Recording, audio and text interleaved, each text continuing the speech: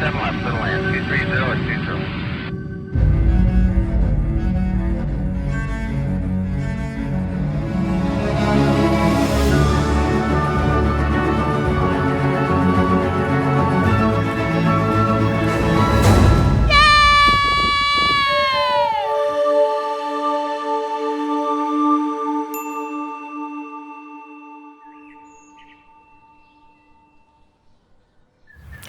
Wie ihr sehen könnt, liegt schon ein bisschen Schnee auf den Bergen und die Bäume verlieren ihre Blätter. Wir sind jetzt 5 Monate durch das argentinische Patagonien gereist. Im Frühling sind wir gestartet und demnächst beginnt hier der Winter. Und wenn Karin hier sagt, dann meint sie San Carlos de Bariloche. Ihr erinnert euch, wir machen über unsere Reise durch Patagonien 3 Filme. Über die erste Station an der Atlantikküste haben wir in Teil Nummer 1 berichtet. Im zweiten Film ging es um die Welt der Gletscher im Süden. Und jetzt sind wir im Norden und von hier gibt es unseren 3. und letzten Film aus Patagonien. Alle 3 Filme könnt ihr euch in unserem Kanal anschauen. Er heißt Die Welt ist rund. Und aktuell sind wir in einer Region mit besonderem Namen, der argentinischen Schweiz. Und wie sie zu ihrem Namen kamen, erklären wir euch später. Wir waren hier in 3 verschiedenen Orten. Alle 3 liegen an der berühmten Nationalstraße 40 und los geht es mit der südlichsten Stadt.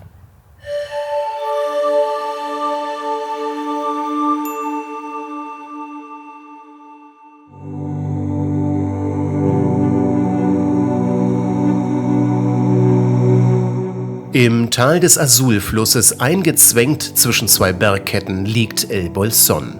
In Reiseführern wird die Stadt als Hochburg des Rucksacktourismus bezeichnet. Davon haben wir wenig gesehen. Im Gegenteil, der Ort ist unaufgeregt und authentisch. El Bolsón entspricht dem Normalmaß einer argentinischen Kleinstadt mit rund 20.000 Einwohnern. Chacarera amanecida, esa que canta el zorrito, el que roba las gallinas y se queda solito.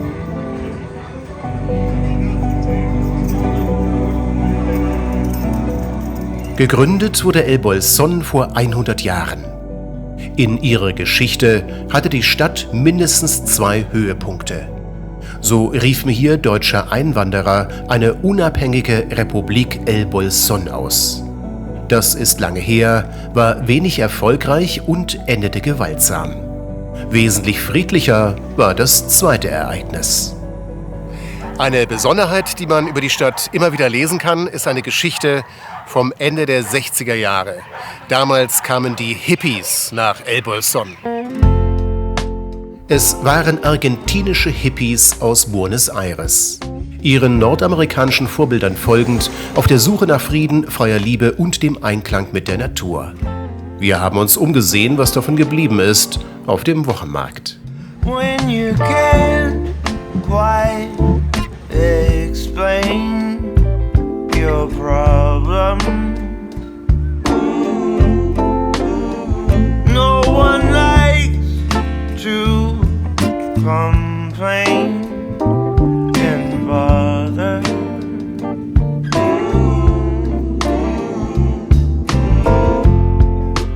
Do it today. Don't throw it away. Also viele Hippies haben wir jetzt nicht gesehen. Dafür einiges an Kunsthandwerk. Vielleicht ist das ja übrig geblieben noch von den Hippies. Wir denken aber, dass die Leute hier eher wegen der Natur herkommen.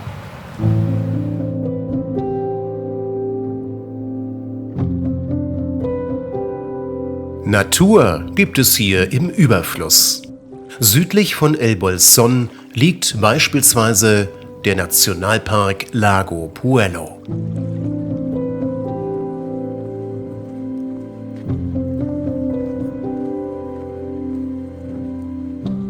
Möglich sind Wanderungen von 30 Minuten bis zu mehreren Tagen.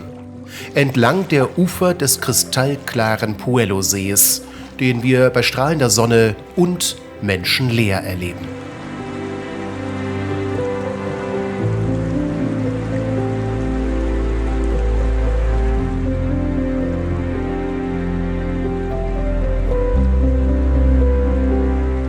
Empfehlenswert sind auch die Wanderungen entlang des Flusses Azul, mit Start direkt in El Bolsón. Neben der Natur haben uns hier auch die Brücken beeindruckt, gewagte Konstruktionen, die Rätsel aufgeben. Erlaubt sind 75 Kilogramm pro Meter. Die Rätselfrage: Wie verhalten sich Menschen, die schwerer sind? Auf den Wanderungen konnten wir immer wieder ein südamerikanisches Phänomen beobachten: die Beziehung von Mensch zu Hund. Man sieht hier viele Vierbeiner, sie scheinen herrenlos, doch das täuscht. Die Hunde haben Besitzer, suchen sich aber täglich neue Freunde. Sie sind froh über Bewegung und sehr zutraulich. Es gibt eine Wanderung, die wir euch gerne ausführlicher vorstellen wollen. Und das ist die zum Hausberg von El Bolsón. Da wir bis ganz nach oben wollen, nehmen wir die erste Etappe mit dem Auto. Und damit ihr eine Vorstellung bekommt, wie der Straßenzustand ist, das hier ist eine Aufnahme mit ausgeschalteter Stabilisierung. Zum Startpunkt fährt man von El Bolsón runde 30 Minuten. Über eine Bergstraße zu einem Parkplatz. Und auf dieses Massiv wollen wir hinauf. Auf die höchste Erhebung dieser Kette, den Cerro Piltriquitron, 2260 Meter hoch. Vom Parkplatz geht es zunächst ziemlich steil bergauf. Nach einer Dreiviertelstunde erreicht man dann ein Freilichtmuseum. Es erinnert an eine Naturkatastrophe, die Jahrzehnte zurückliegt. Damals wüteten hier große Brände, denen jahrhundertealte Baumriesen zum Opfer fielen. Aus den verbrannten Stümpfen haben Künstler Skulpturen gestaltet. Betreut wird der geschnitzte Wald von einer jungen Frau.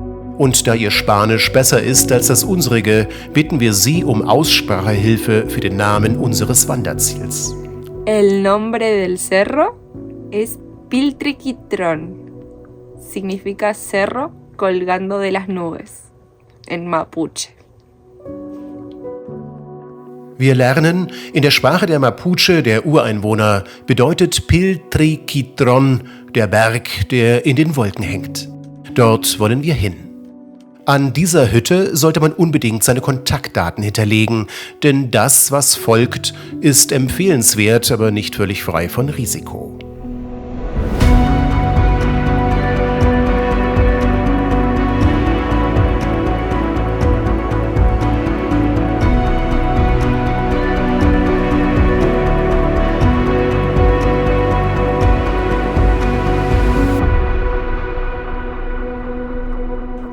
Zuerst geht es über eine gewaltige Hochebene. Und während wir beim Aufstieg zum Fitzroy und zum Cerro Torre halb Europa begegnet sind, hier wandert man allein.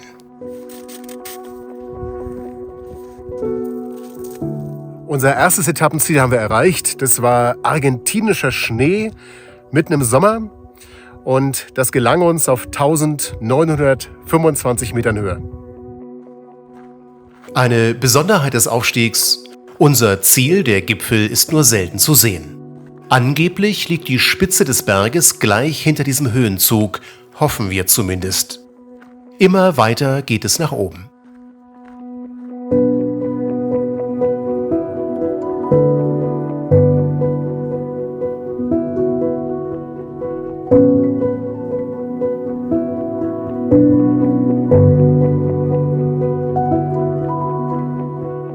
Das Erstaunliche an dieser Tour: Es bleibt ungewöhnlich warm und windstill. Die Bergkette schützt das Tal und uns vor den üblichen starken Winden aus der patagonischen Steppe. Doch das ändert sich schlagartig hinter dem nächsten Höhenzug. Wir haben uns alles angezogen, was wir mithaben, und sind uns unsicher, ob wir nach oben gehen. Es ist zum einen relativ spät und zum anderen ein ganz schönes Stück. Unsere Wanderstrecke an diesem Tag beträgt nur 13 Kilometer. Was zählt, sind die Höhenmeter. Es sind 1200. Also der Puls macht, was er will. Es sind etwa 160 Schläge und es ist ein gewaltiger Anstieg am Ende.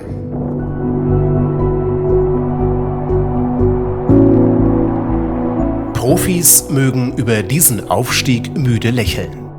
Für uns ist er eine Grenzerfahrung. Argentinische Experten für Magnetismus schreiben dem Piltriquitron eine heilende Energie zu.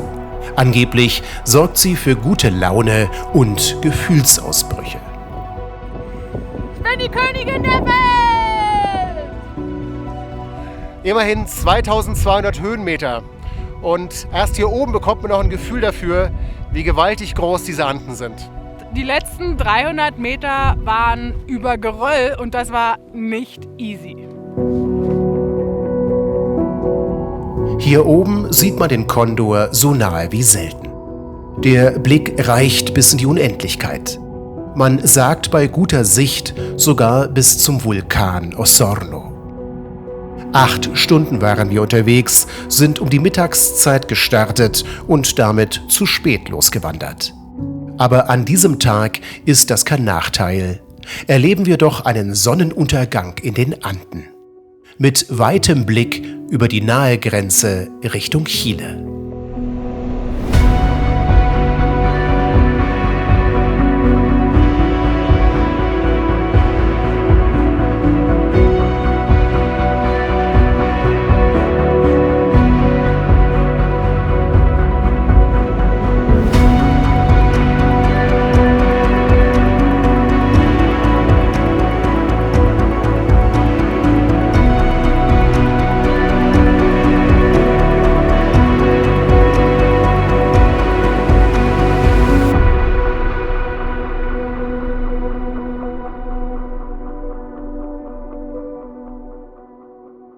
Die Einheimischen nennen diesen Berg übrigens Piltri, das spricht sich einfacher. Hier noch ein Hinweis. Uns haben Argentinier gebeten, diese Filme zu untertiteln. Das haben wir getan. Ihr könnt jetzt unter Einstellungen euch englischsprachige oder spanische Untertitel einblenden. Die nächste Stadt, in der wir einige Wochen gewohnt haben und die wir euch jetzt vorstellen möchten, ist Villa La Angostura.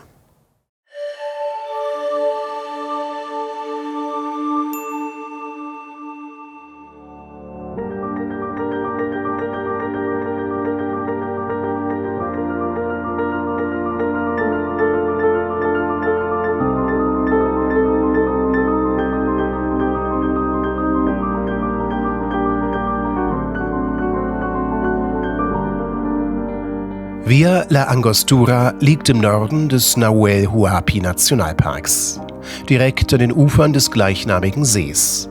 Ortsteile in Wassernähe sind idyllisch bis romantisch. Das Zentrum der Stadt hingegen wirkt etwas überspannt.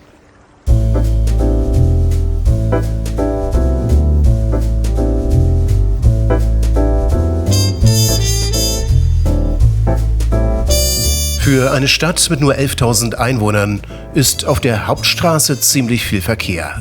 Was sicher auch daran liegt, dass Villa La Angostura ein beliebter Urlaubsort ist. Hierher kommen vor allem die Argentinier. Im Winter, um Ski und Snowboard zu fahren, im Sommer zum Baden und Angeln.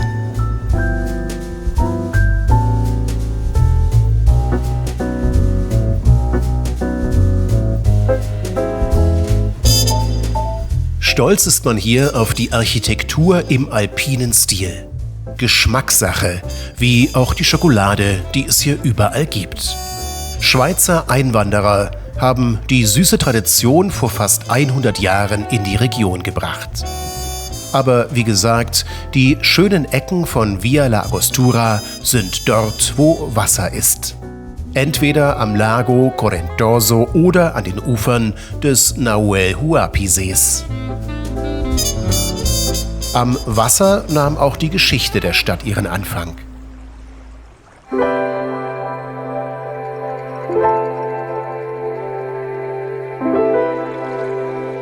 Die ersten Siedler kamen um das Jahr 1900.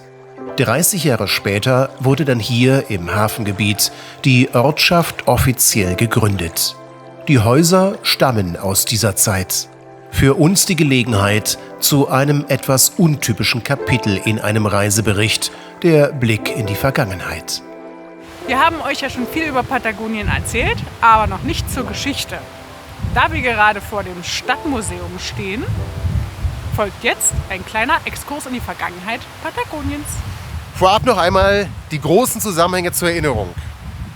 1492 entdeckt Christoph Kolumbus Amerika, also die neue Welt. Schon kurze Zeit später sind große Teile Südamerikas spanische oder portugiesische Kolonie. Jedoch nicht Patagonien. Und das ist das Spannende.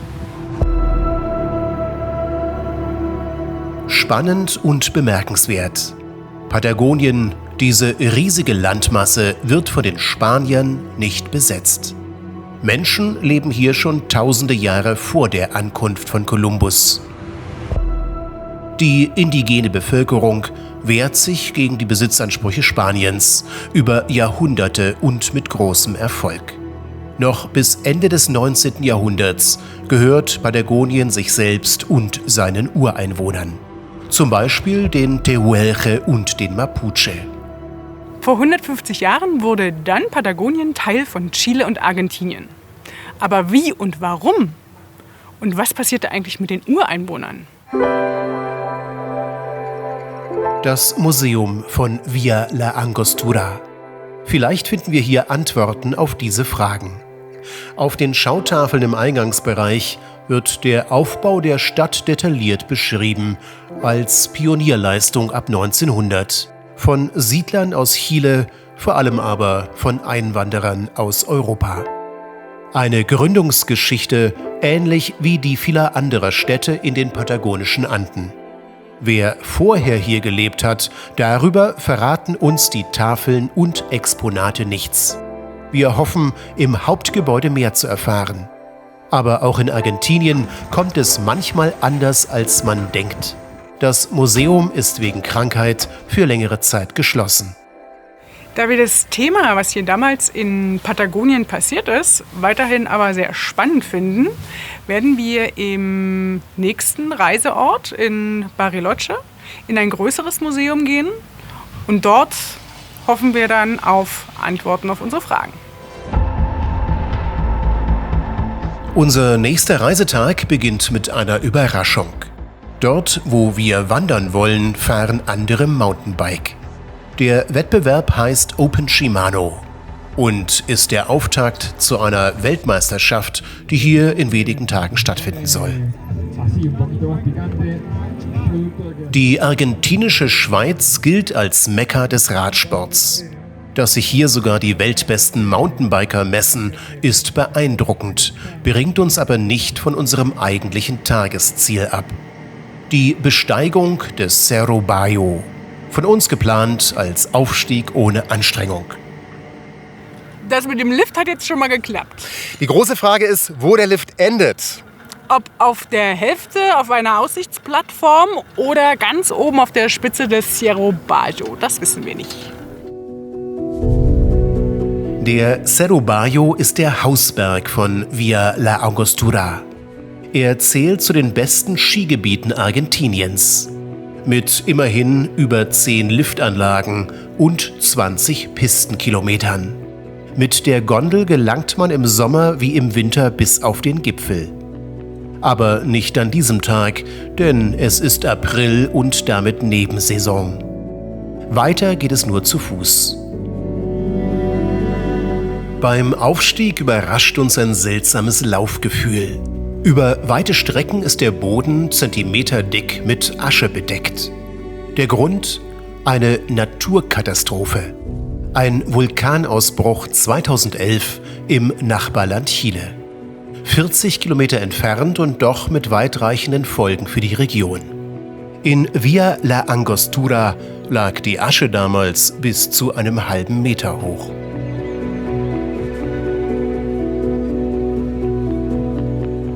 Als erschlossenes Skigebiet ist der Cerro Bayo kein unberührtes Naturparadies.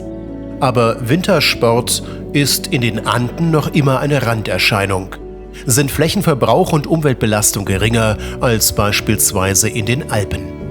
Vielleicht gelingt es den Argentiniern, einige Fehler von vornherein zu vermeiden. Man bemüht sich, Cerro Bayo zum Beispiel hat eine ISO-Umweltzertifizierung.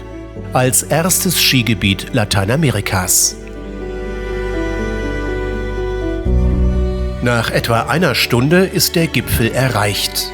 Wir stehen auf knapp 1800 Metern Höhe.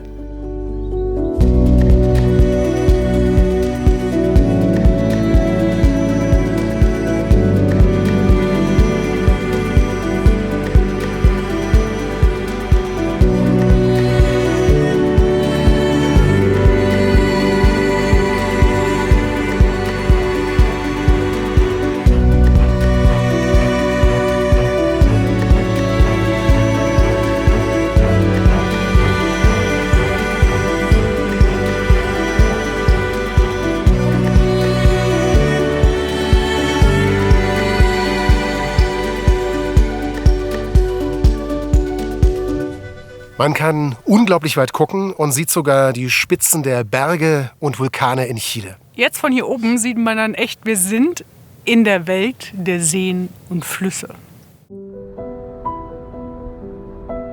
Zum Kennenlernen dieser Wasserwelt gibt es hier einen touristischen Klassiker.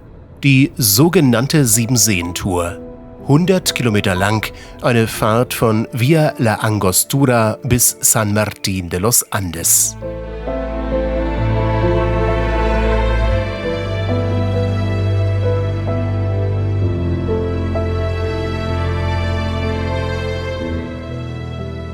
Die Seen sind spektakulär, wie man hier sagt. Aber nach dem so und so vielten See wird es langweilig. Daher biegen wir ab zum Lago Espejo Chico. Auch ein See, aber er ist einsamer und bezaubernder als die bisherigen.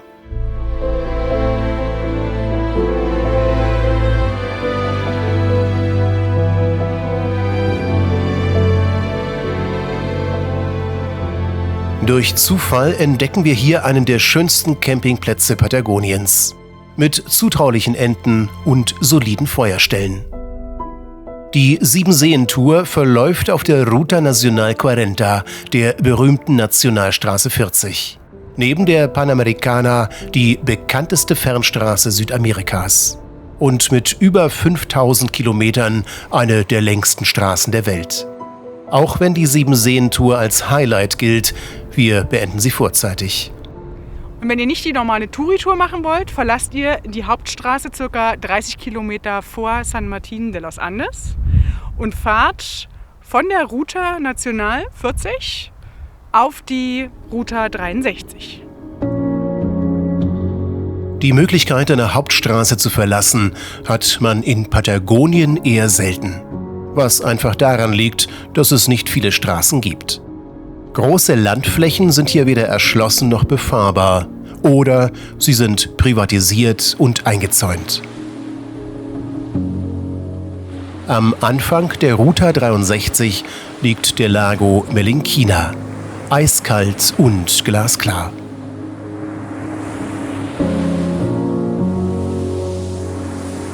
Dann wird diese Autofahrt zu einer Reise in eine wirklich ursprüngliche Landschaft.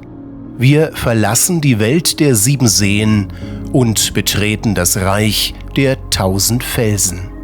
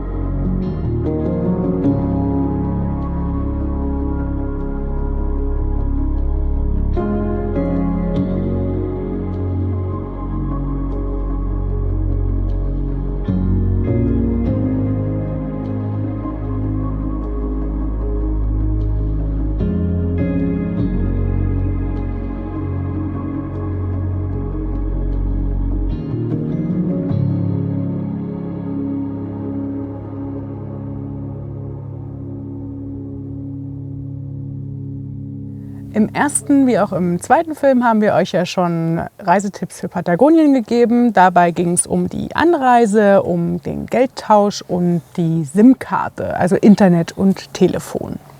Was jetzt folgt, sind Hinweise zum Mietwagen und zur Übernachtung.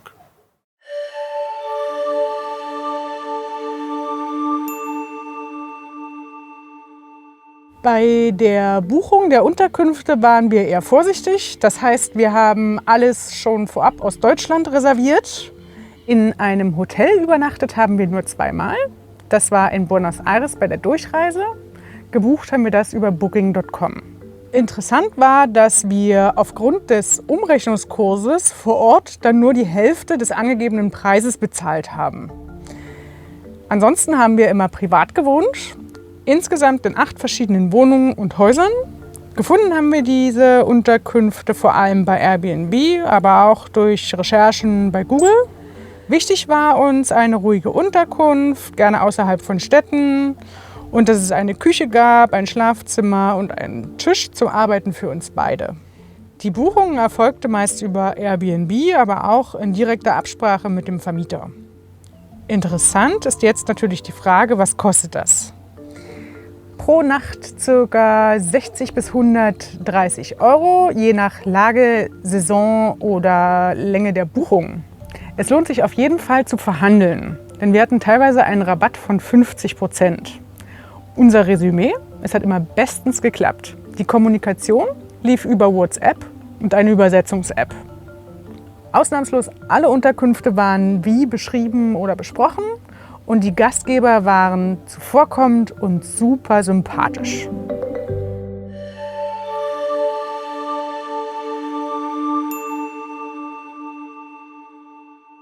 Eines vorweg, wir hatten nie größere Probleme mit den Mietfahrzeugen. Es waren höchstens Kleinigkeiten. So wollte uns der erste Vermieter ein Fahrzeug mit Steinschlag in der Frontscheibe übergeben. Wir haben aber protestiert und bekamen tatsächlich ein anderes Auto. Und das, obwohl der Mitarbeiter kein Wort Englisch sprach. Wir hatten in unserer Reisezeit 3 Fahrzeuge für 3 Regionen. Jeweils immer die zweitkleinste Klasse, gemietet für mehrere Wochen, inklusive einer Rundum-Sorglos-Versicherung. Der Übergabepunkt war entweder direkt am Airport oder in der Stadt, je nachdem, wo die Autos günstiger waren. In Bariloche beispielsweise war das der Flughafen. Eine Geschichte am Rande: Dort wollte man uns erst ein Winz-Auto geben. Mit dem Hinweis auf unser Gepäck und die lange Mietdauer gab es dann ein größeres Fahrzeug. Euch interessiert natürlich, was kostet überhaupt ein Mietwagen in Argentinien? Die Antwort: Es kommt darauf an. Wir haben pro Tag 100 € gezahlt. Das ist aus unserer Sicht definitiv zu viel Geld, aber wir sahen keine Alternative, da wir aufgrund unserer Reiseplanung auf die Autos angewiesen waren. Hauptgrund für den hohen Preis war die Buchung aus Europa schon Monate vor Reiseantritt. Wenn ihr flexibler seid, dann habt den Mut und bucht vor Ort. Dann bekommt ihr das Auto für rund 50 € am Tag, also die Hälfte von dem, was wir gezahlt haben. Bei der Zahlung mit Kreditkarte vor Ort profitiert ihr außerdem vom besseren Wechselkurs. Ihr erinnert euch, Kurse und Geldtausch in Argentinien waren Themen in unserem letzten Film. Wir sind auf Nummer sicher gegangen und haben alles über einen europäischen Vermittler und Hertz abgewickelt. Das war auch der einzige Anbieter, der überall eine Vertretung hatte. Und unabhängig vom Preis, Hertz war eine gute Wahl. Die Übergabe war zuverlässig organisiert, die Autos waren sauber und bis auf die beschriebenen Kleinigkeiten absolut in Ordnung. Im nächsten Teil stellen wir euch die Stadt vor, in der wir aktuell wohnen. Das ist San Carlos de Bariloche. Auch dieser Ort liegt an der Nationalstraße 40. So ziemlich zwischen El Bolsón und Via la Angostura. In Bariloche wird es zweimal historisch. Wir suchen Antworten auf die Fragen, woher kommt der Name Argentinische Schweiz und wie und warum wurde Patagonien vor 150 Jahren zu einem Teil von Chile und Argentinien.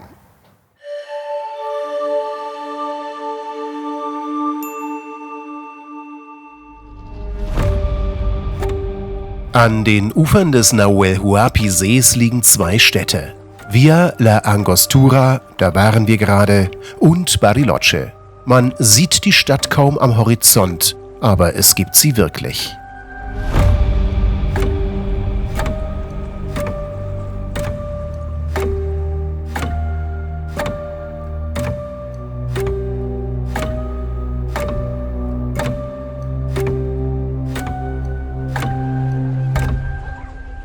San Carlos de Bariloche, kurz Bariloche, ist das beliebteste Reiseziel in Patagonien und die mit Abstand größte Stadt auf unserer Tour. Jährlich kommen über 1 Million Touristen. Die einen suchen Erholung in der Natur, andere sehen in Bariloche das Abenteuer einer Großstadt.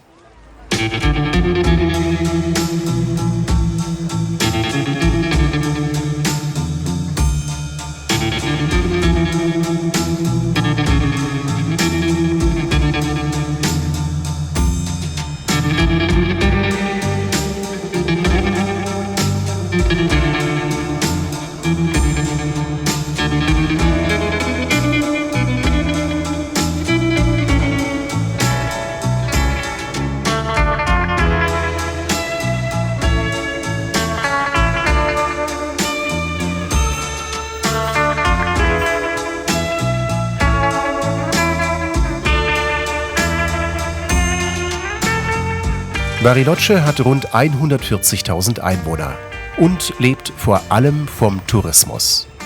Von der Gastronomie bis zu den unzähligen Schokoladenmanufakturen, die es hier gibt. Bariloche ist die Schokoladenhauptstadt Argentiniens. Mit dem Slogan Chocolates del Turista, Pralinen für Touristen. Die Kathedrale ist das imposanteste Bauwerk der Stadt. Im neugotischen Stil wirkt sie wie aus dem Mittelalter und ist doch erst 80 Jahre alt. Was Europäer immer wieder erstaunt: Geschichte ist in Patagonien eine vermeintlich kurze Angelegenheit. Entsprechend stolz ist man hier, wenn die Zahlen dreistellig werden. Durch Zufall erleben wir die Parade zum 121. Geburtstag von San Carlos de Bariloche.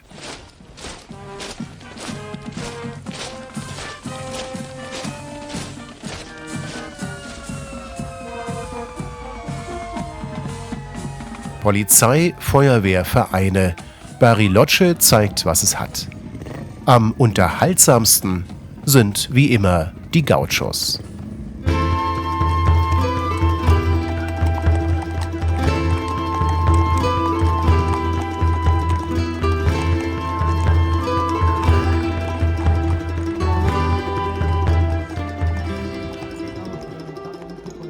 Wobei, das stimmt gar nicht. Die Männer von der Stadtreinigung haben uns mindestens genauso beeindruckt. Wir haben hier auch die Antwort auf die Frage gefunden, warum heißt diese Region eigentlich argentinische Schweiz? Man kann dazu im Internet oder in Reiseführern viel Falsches lesen. Beispielsweise, es würde an den Einwanderern aus der Schweiz liegen, die es hier tatsächlich gegeben hat, oder am Alpenpanorama. Richtig ist jedoch, dass der Präsident des hiesigen Nationalparks die Idee, die Region argentinische Schweiz zu nennen, in den 1930er Jahren hatte. Und das zur besseren Vermarktung der Region. Dieser Nationalparkpräsident war ein ehrgeiziger Mann. Sein Ziel war die Umgestaltung des ganzen Seengebietes. Auch architektonisch. Am und auf dem zentralen Platz von Bariloche ist das noch heute sichtbar. Hier wurden ab 1940 mehrere Musterhäuser im Schweizer Stil gebaut. Beziehungsweise so, wie man sich damals in Argentinien ein Schweizer Chalet vorstellte. Die Argentinier lieben es. Was ein Schweizer davon hält, wissen wir nicht. Im Stil dieser Gründerzeit wurden jedoch nur wenige Häuser gebaut. Der Aufwand war zu groß, ein einheitliches Stadtbild im sogenannten Laubsägeli-Stil blieb Wunschdenken. Jetzt stehen wir hier in Bariloche vor dem Museum und wie versprochen haben wir jetzt die Antwort auf die Frage, warum Patagonien vor 150 Jahren ein Teil Argentiniens und Chile wurde. Und was passierte eigentlich mit den Ureinwohnern? Ihr erinnert euch, 1492 entdeckt Christoph Kolumbus Amerika. Große Teile Südamerikas werden spanische und portugiesische Kolonie. Jedoch nicht Patagonien. Diese riesige Landmasse gehört noch über Jahrhunderte sich selbst und ihren Ureinwohnern.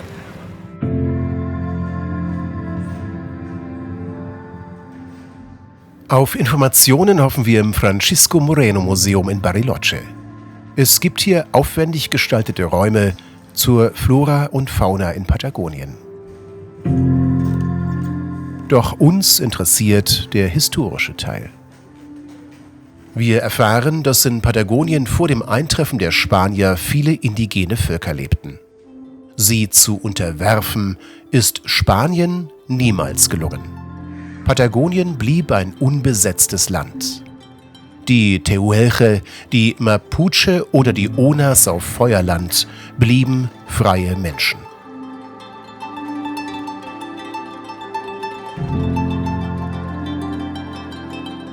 Bis zu einem Ereignis, das hier mit erstaunlicher Offenheit als erster Genozid in Argentinien bezeichnet wird. Genozid bedeutet Völkermord. Argentinien holte sich Patagonien mit roher Gewalt. Eine Unterwerfung, bekannt unter dem Namen Wüstenfeldzug. Angeführt von diesem Mann, General Roca. Unter seiner Führung werden ab 1877 die Ureinwohner vertrieben oder ermordet. Der noch junge argentinische Staat beraubt die Indigenen ihres Landes. Sie gelten als Wilde und Barbaren, ihre Rechte werden ignoriert. Dieser Genozid ist ein von Argentinien lange verschwiegenes Kapitel. Erst 1994, so ist hier zu lesen, erkennt die Republik Argentinien die Präexistenz indigener Völker an. Die Ausstellung ist modern und progressiv und sehr empfehlenswert. Als Gast eines Landes sollte man mit Kritik immer vorsichtig sein. Und doch sind wir beim Verlassen des Museums, um es vorsichtig auszudrücken, irritiert. Denn auf dem Vorplatz zeigt sich, wie unentschlossen Argentinien noch immer mit seiner Geschichte umgeht. In Form eines Reiterdenkmals. Es glorifiziert den Mann, der die Feldzüge gegen die Ureinwohner angeführt hat, General Julio Argentino Roca. Bis heute ist das Thema dieser sogenannten Wüstenfeldzüge in Argentinien hoch umstritten. Die eine Seite sagt, das war ganz klar ein Verbrechen. Die andere argumentiert, man hätte ja nur leeren, herrenlosen Raum besetzt. Das Thema ist ziemlich spannend und viel komplexer, als wir das hier darstellen konnten. Daher unser Tipp, wenn euch Patagonien interessiert, recherchiert selber einmal.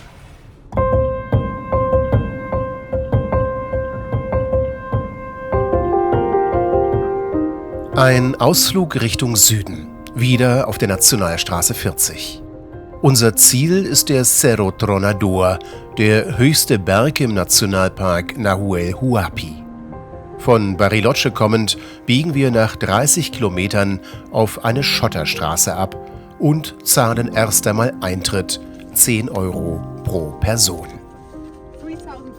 Dann ist man im Nationalpark Nahuel Huapi, wobei man eigentlich schon immer drin war, denn auch Bariloche liegt innerhalb der Parkgrenzen. Hier leben Südandenhirsche, Füchse, Pumas und Otter. 1934 gegründet, ist der Nahuel Huapi der älteste Nationalpark Argentiniens.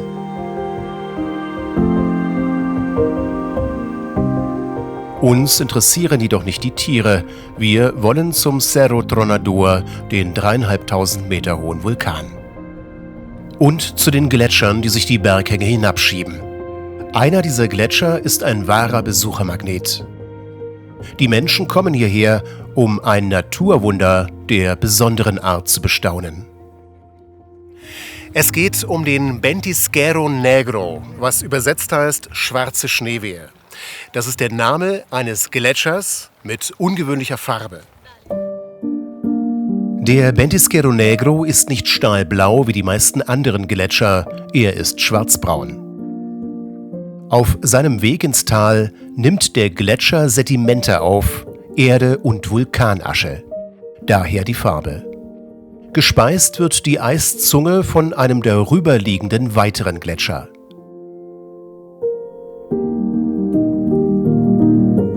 Der Vulkanberg trägt den Namen Tronador und das heißt nicht umsonst Donnerberg. Die Geräusche, die man hier immer wieder hört, sind die herabstürzenden Seracs. Riesige Türme aus Gletschereis, die sich aufrichten und dann in die Schlucht stürzen. Viel Aufregung vor malerischer Kulisse. Nicht umsonst ist dieser Ort als Fotomotiv so beliebt. Hinzu kommt, Bariloche gilt als Flitterwochenhauptstadt Argentiniens. Entsprechend viele frisch Verliebte sind hier unterwegs.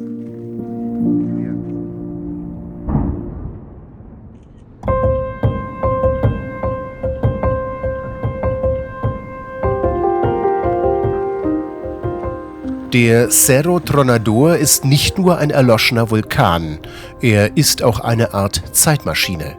Zuerst geht es mit dem Auto noch einige Kilometer nach oben, dann zu Fuß in die Teufelsschlucht.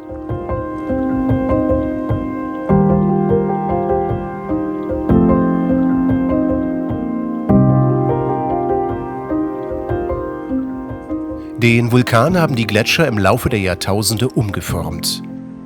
Das Eis hat den Berg abgeschliffen, regelrecht zerschnitten. Und so kann man in sein Inneres schauen.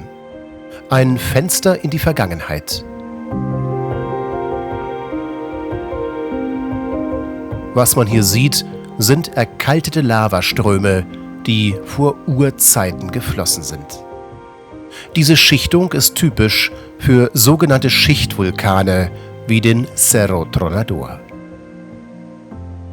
Die Anfahrt über eine ziemlich lange Schotterpiste war nicht so angenehm, aber den Berg haben wir immerhin einmal ordentlich donnern gehört. Nach San Carlos de Bariloche kommen jedes Jahr über 1 Million Touristen. Doch so sympathisch die Stadt auch ist, die meisten kommen, um weiterzureisen. Ins Hinterland mit seinen Seen, Wäldern und Bergen. Zum Wandern gibt es hier tausende Möglichkeiten. Eine davon möchten wir euch vorstellen. Auf der Halbinsel Jau Jau, etwa 30 Kilometer von Bariloche entfernt. Wir starten bei bedecktem Himmel. Aber Patagonien ist nicht umsonst das Land der Wunder. Je höher wir kommen, desto klarer wird die Sicht.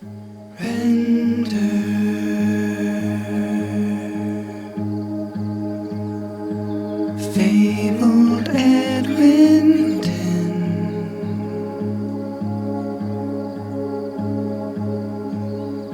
the steeple beaming in his head. Die höchste Erhebung auf der Halbinsel ist der Cerro Jau Jau. Tender age sustain. Er ist nicht wirklich hoch, aber der Blick reicht weit in alle Himmelsrichtungen. Lovely hues of fraudulent.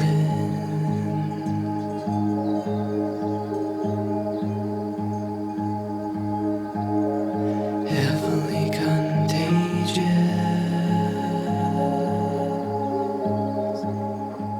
Unsere Empfehlung biegt auf dem Rückweg genau an dieser Stelle ab. Dann führt euch der Wanderweg über die komplette Halbinsel.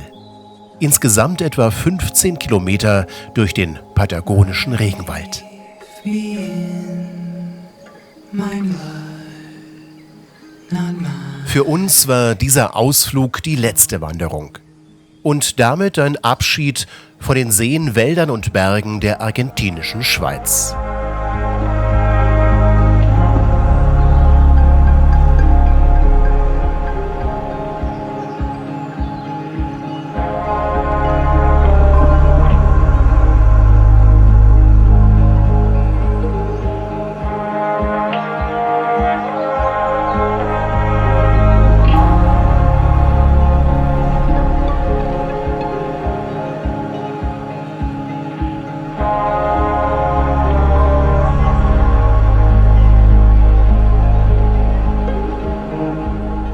Es ist auch ein Abschied von Tierra Patagonia.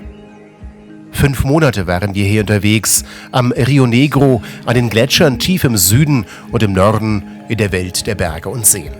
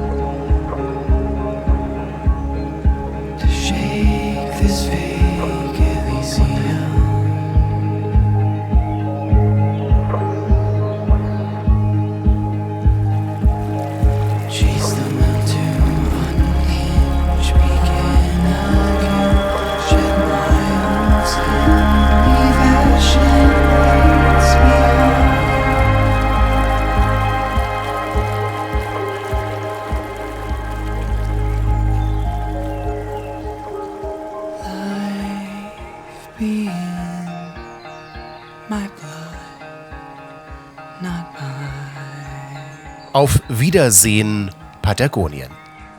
Und ein großer Dank an alle Argentinier für ihre Gastfreundschaft und Herzlichkeit.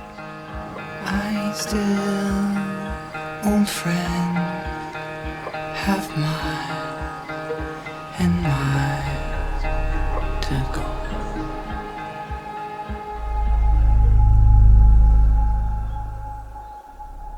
Das war der letzte Beitrag aus unserem letzten Film aus Patagonien und wir hoffen, euch haben die Videos gefallen. Da das hier unsere ersten YouTube-Filme waren, haben wir uns natürlich über jedes Daumen hoch und über jeden Abonnenten sehr gefreut. Wir sind tausende Kilometer durch Patagonien gereist und haben uns bemüht, euch möglichst viele schöne Orte zu zeigen. Man muss aber sagen, es war ein winziger Teil einer riesigen Region. Wir verabschieden uns jetzt, aber wenn ihr wollt, sehen wir uns in einem Jahr wieder. Denn unser Kanal heißt nicht umsonst, die Welt ist rund. Bei Interesse abonniert uns und begleitet uns ab Mitte 2024. Dann starten wir mit Auto und einem Anhänger einmal um die Welt.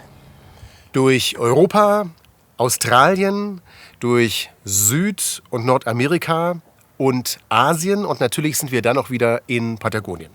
Tschüss! Ciao!